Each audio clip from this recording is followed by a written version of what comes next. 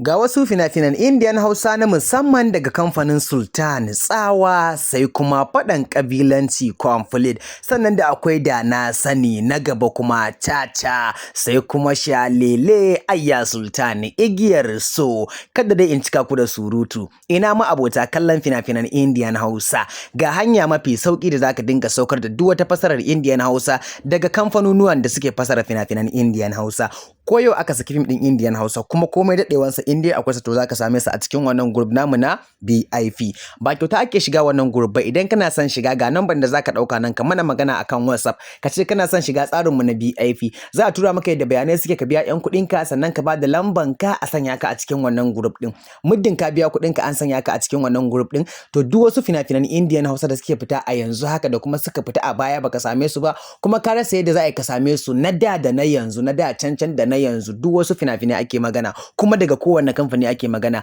Algaita, Sultan, Yusuf Zamani, Mega, Dilo, Fikira, Al Hussein da ma dai sauran kamfanonuwan da kasan suna fassara fina-finan Indiyan Hausa. To sam karka damu, nesa ta zo kusa, kusan kusa ake magana.